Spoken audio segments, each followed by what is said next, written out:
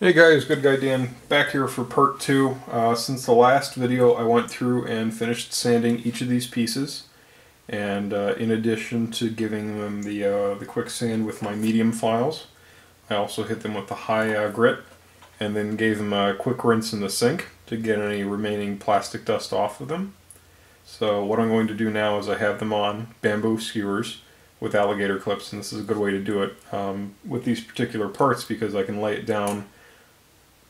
these parts down on paper toweling after I dunk them in the future floor, and the paper toweling should wick any remaining future floor, any excess off of the part and into the toweling, because if you don't do that, the finish looks kind of lumpy and unattractive. So this is future floor. It's by Pledge. It's a acrylic floor sealant, but there's a website called Swanee Models, which I'll put a link in the description. It talks all about how to use Pledge Future Floor. I like using this as top coat. I'll use this with an indeterminate mixture of flat base to get a nice flat finish on it. It is a bit tricky to work with an airbrush. I found that the less you use, the better. So it's I'll eventually do a tutorial on using this to top coat, but that's for another day. So for this process here, what I'm going to wind up doing is I'm going to take apart, I'm going to make sure I coat all angles of it in the future floor, and then I'm going to return it over here to the paper toweling to dry. And what this stuff will do is it will penetrate all the little micro scratches left on the surface of these parts from the sanding process, and should fill it in and return the kind of clear translucent color that you'll see on like the green parts on the Quanta here. Let's see, is that framed correctly? No, it isn't. You cannot see what I'm pointing at. Okay, all the green translucent parts on the Quanta. So after bath in the future floor, it should go from being almost opaque to translucent again. So without further ado, make sure we are in focus here. Okay.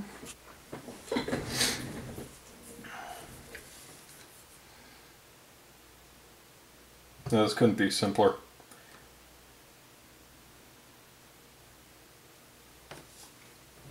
Let the excess drip off.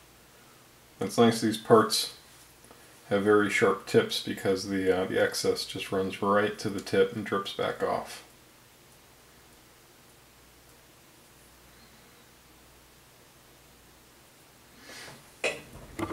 We can see now went from being this to this.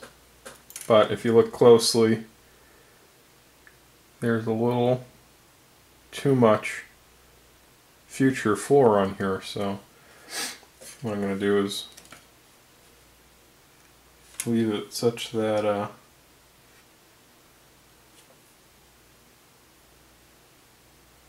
part of the plastic is touching the paper so that any excess can be wicked off the part.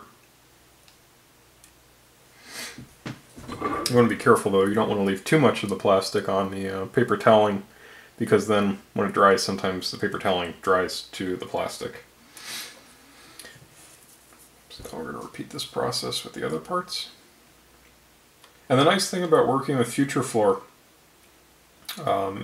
is that if you don't like the way this turns out, to remove it, all you need is Windex, and you can dilute the Windex like almost 50% with water, and it will still just strip this stuff right off. And the same goes for acrylic paint in general. So it's very forgiving, very easy to work with.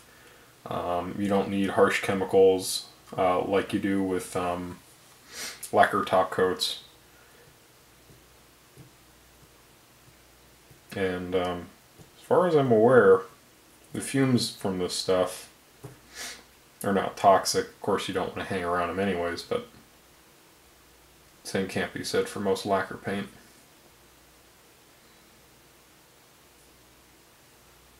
These parts are looking good.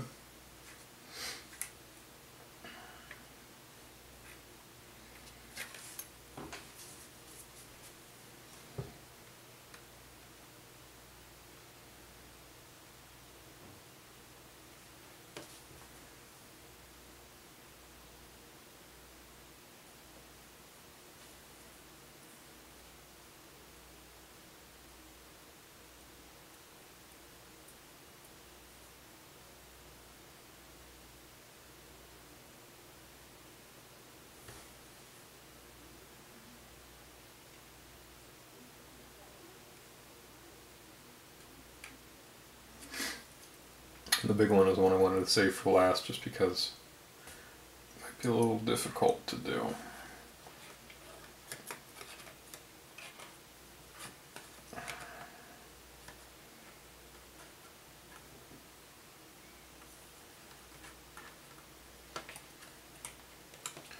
And you know what? I don't think I have enough in there, so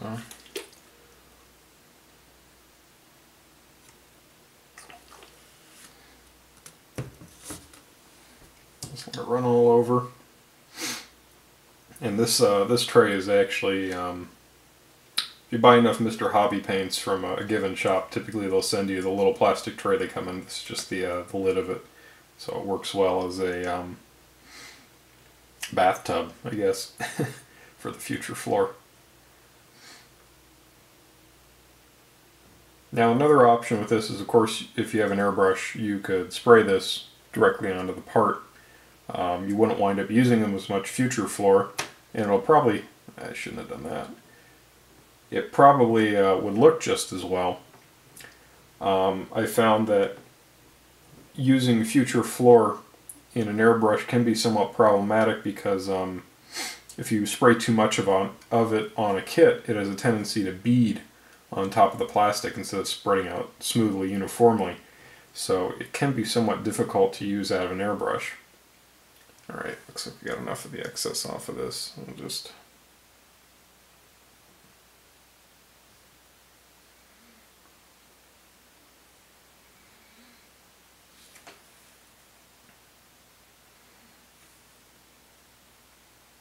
Alright, so this is the end of part 2 to my Let's Build for the Quana. When we come back, I'm going to start working on the opaque plastic and give you my opinion on the overall design of this and some things I noticed. So, you know, I hope you come back and you join me for the next part of the series. Till then, this is Goodguydan signing off.